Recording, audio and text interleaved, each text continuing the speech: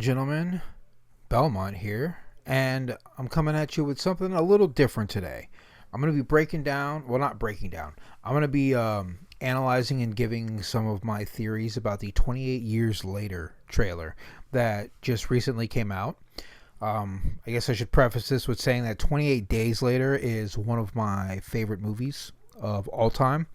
I do not like the horror genre, mostly because people are stupid in it, but 28 Days Later kind of broke the mold in that, where the characters are they get smarter as they go along instead of dumber, where most horror movies have people just can start smart and end up dumb. This one's like the main character starts not understanding and eventually goes on to learn more and more and get better as he goes. And it basically redefined the quote-unquote zombie genre.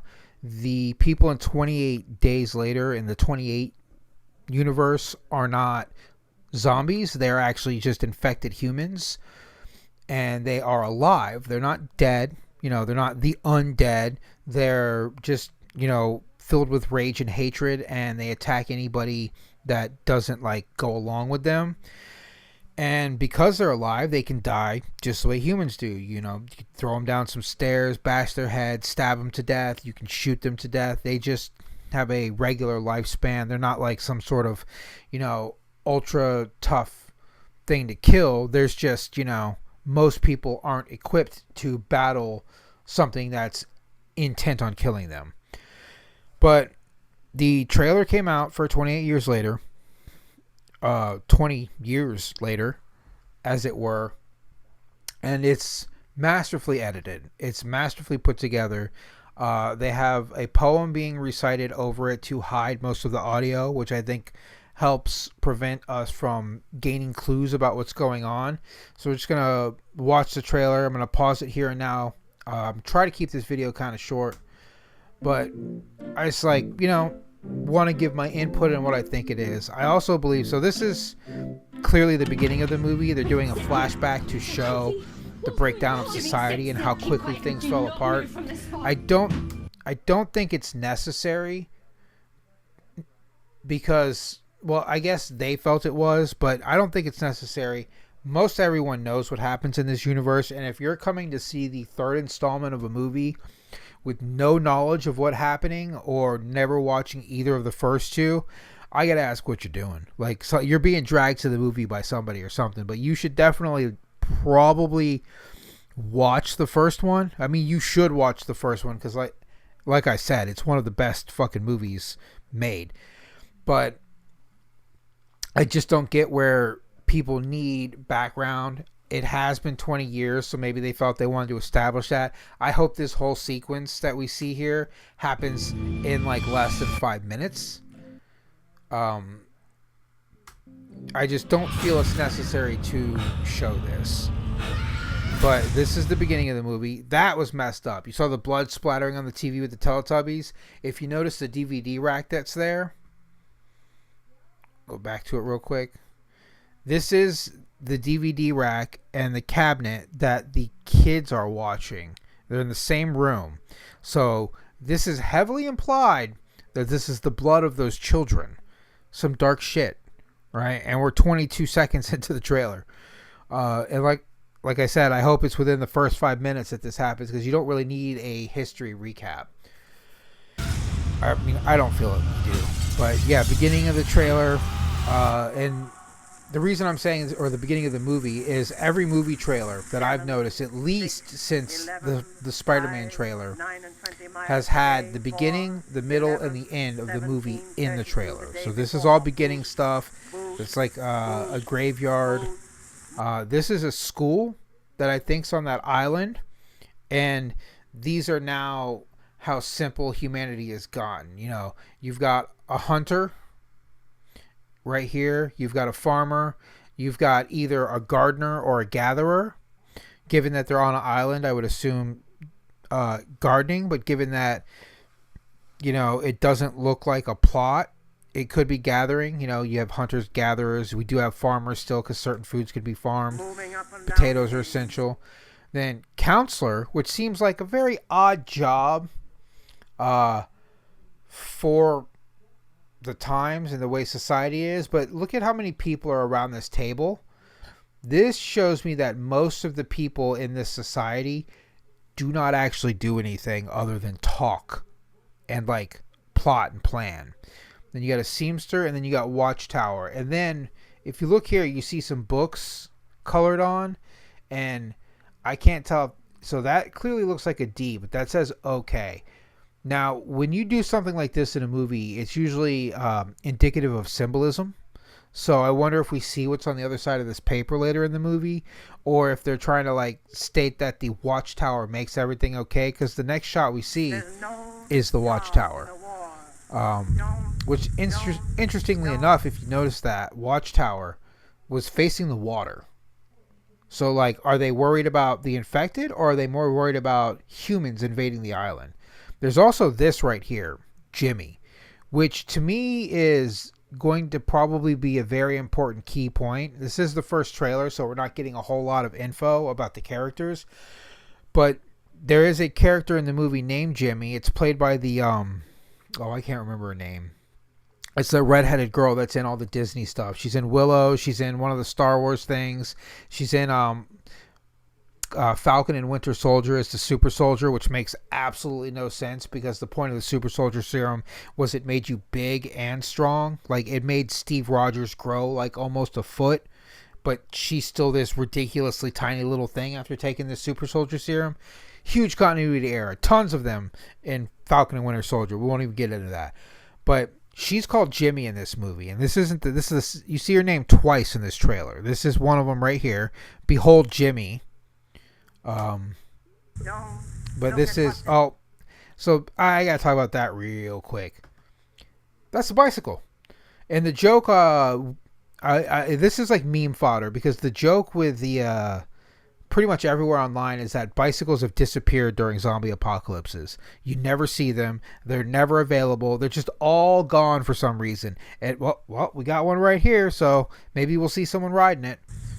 But you see them, it's the Aaron Taylor Johnson and the kid, and they're leaving the island, and you see them going around. So what I think's happening here is he's training the child to be a hunter. So like, that's the career path that was chosen for him. Then they get into some shit right here. Hang on. So if you look real closely, you'll see that Jimmy is carved into this guy's chest. And I find it interesting that it's carved one upside down and from the crotch to the head. I don't know if that's got some symbolism in it either, but it seems kind of important that, you know, every time we see Jimmy, it's in all capital, it's in a similar font, and it's at something that's kind of creepy looking. And I'm wondering if that Behold Jimmy thing was on the outside of the building that they're in right now. And they're like, oh, Jimmy, oh, misdirect. Is this Jimmy? No, Jimmy's the girl. We know that from the cast and crew. But, yeah, he's learning to be a hunter. Shit gets crazy. And then at some point, see, I wonder if this is Jimmy. I can't tell because that looks like blonde hair, not red. And she definitely has like red curly hair as a person. I don't know if they've changed it for the movie. But this is definitely... one, my first thought was, oh, is this a cult thing going on? But this might be some sort of ceremony because this looks like the kind of structure that's on the town on the island. So, I don't know. Oh, look at this. Whoever's playing this infected guy is enormous.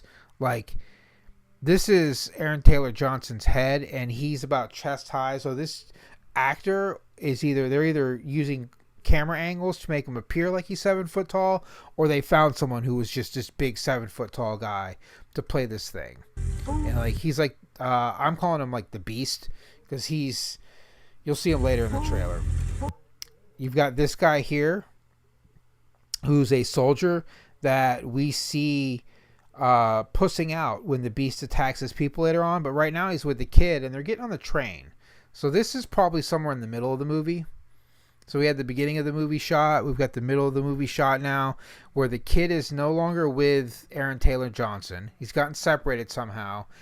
They don't show her in this shot, but Jodie Comer's character is traveling with them. They're going to show her in a minute, I think. but you see him alone. This looks like a gravesite. I don't know if this is supposed to be Aaron Taylor Johnson. This guy looks naked, so I'm wondering if this is the Beast waking up, and like raging and getting ready to run around, or if it's after he's done something here. But yeah, there's that guy again. These are the soldiers, and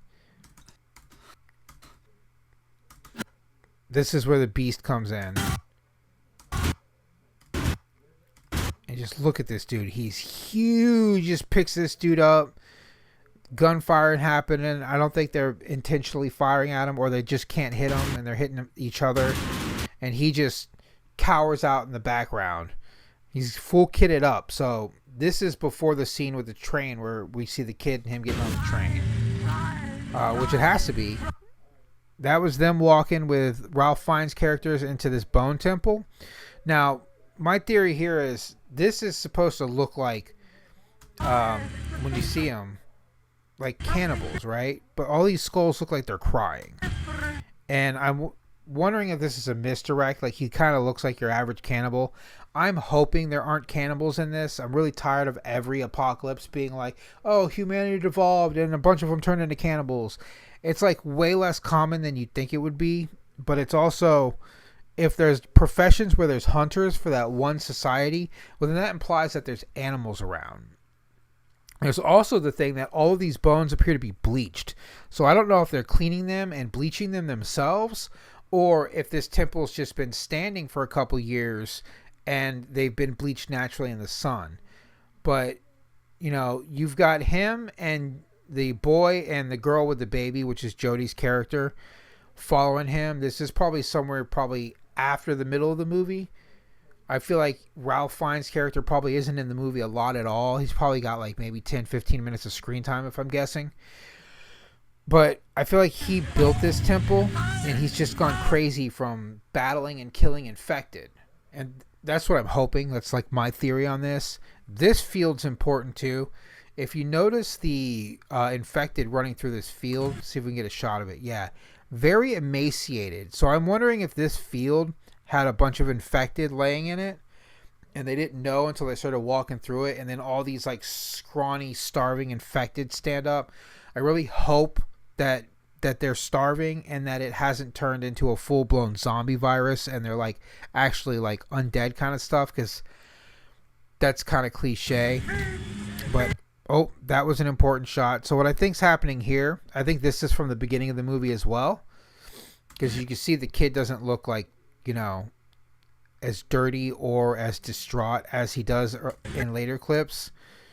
What I think's happening here is I think he's been chosen to be a hunter. Like, he's come of age. He's 13 or 14 maybe. It's hard to tell.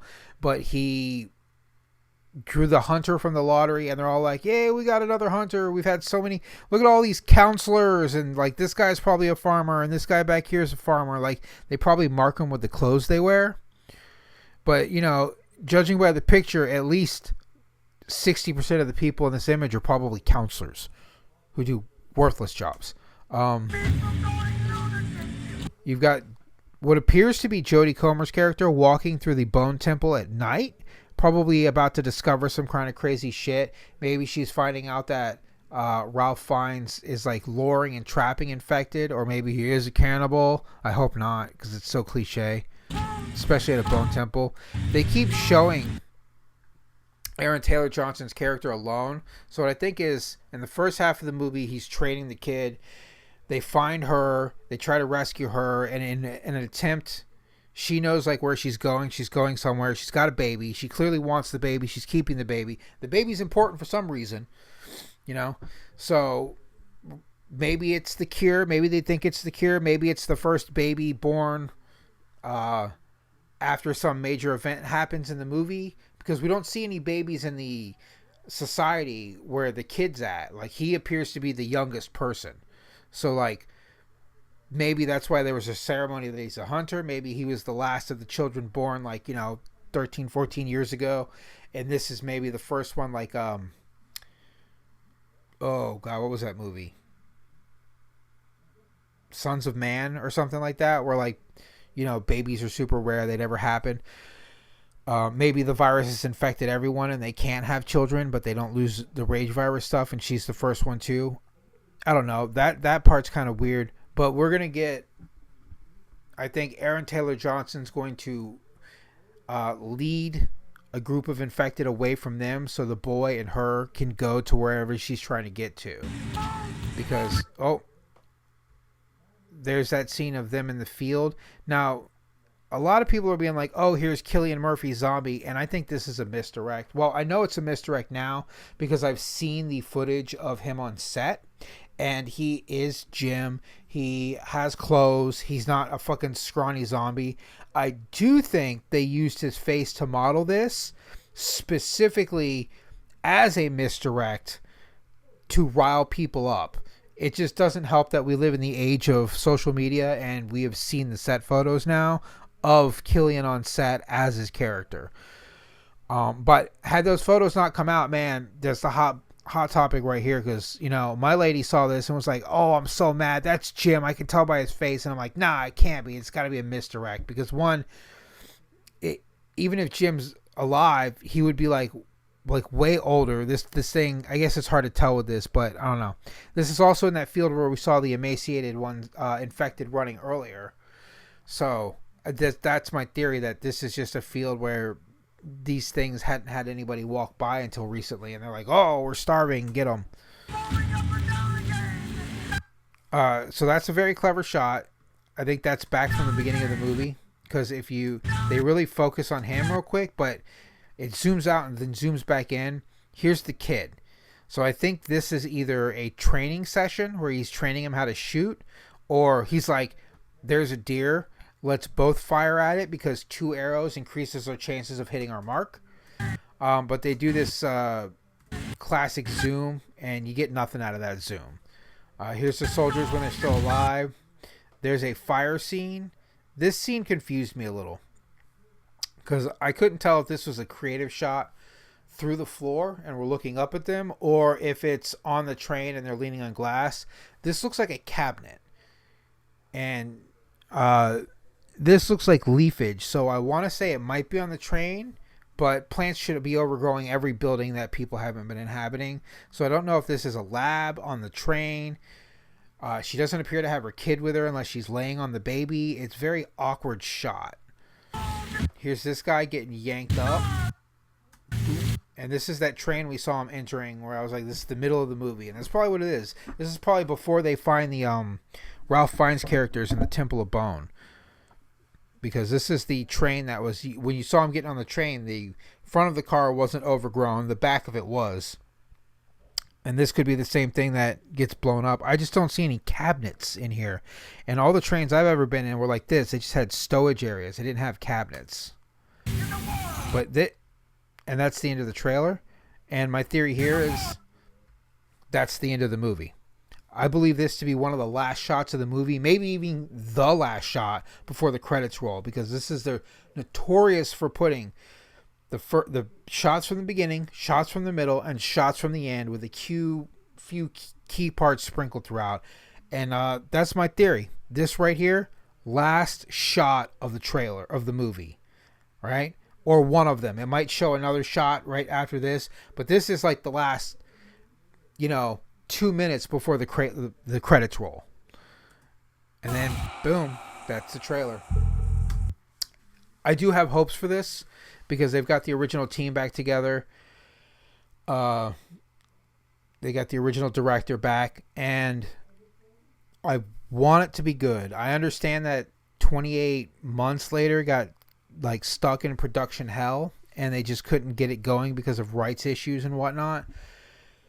But I hope this doesn't turn into a Last of Us story or a Walking Dead story. I want this to like continue to be an innovative franchise. I want it to break the mold again. It's really hard to do, but it was hard to do back then. Everyone's like, oh, you can't break the mold with, humans are the monsters stories. It's been done over and over again. And he was like, watch me. They're not zombies. They're rage virus. They're infected. And now they're like, all right, well, what are you going to do now? It's like, a bunch of copycats came up. He's like, You know, Walking Dead had the end of civilization and how humans are the real problem. And he's going to be like, yeah, humans are the problem, but the infected, still the problem. They're even worse than they were before. Maybe they've mutated. That one guy's giant. Maybe they can regenerate now, where before they couldn't regenerate. Who knows? We'll just have to wait for the next trailers. I probably going to be at least 2 more trailers before the movie comes out. At least I hope so, because I really want to analyze them and figure out what's going on. But yeah, that's my take. I want this to be a good movie. I want it to break more molds, and I want it to succeed, because it's very rare when a director gets to return to a project that they want to, not that they're forced to. It's very rare when a franchise gets brought back because the fans wanted it, not because the studio wanted it. And that's what we're getting here. This is something the fans have been calling for. This is something the directors and writers have been calling for. And we're finally getting it. And I hope they knock it out of the park. So that's where I'm going to end this video today. Belmont out.